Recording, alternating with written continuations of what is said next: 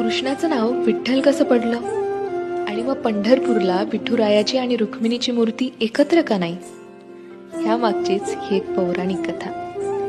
कृष्ण निजला निवांत, आठवली त्याला राधा, राधेला केले जादूने जिवंत, जणू काय झाली त्याला प्रेमबाधा. समोरून आली रुक्मिणी, कृष्णासंग राधास पाहिली, डोळे झाले लाल लाल, म्हणे मी कृष्णा सोडून चालली. कुठे गेली रुक्मिणी कुणास बाई ठाऊक, कृष्ण भटकतोय तिला शोधत, होऊन व्याकुळ भाऊक. पोहोचला बाई कृष्ण शोधत तिरी चंद्रभागेच्या, आणि रुक्मिणी दिसली दिंडी रवनात पंढरीच्या. कृष्ण म्हणवितो रुक्मिणीस, पण ती रुसलेली फार, म्हणतो कसा, अगं रुक्मिणी कसा करू मी तुझ्या विना वैकुंठाचा संसार. रुक्मिणी नाराज, त्यातच कृष्णास आठवे भक्त एक थोर, नाव त्याचे पुंडलिक, लय गुणाचं ते पोर. पुंडलिकाच्या घरी आली कृष्णाची गबाई स्वारी, पुंडलिक करीतो आई बापाची सेवा, ठेवून उभा विटेवर कृष्णाला दारी.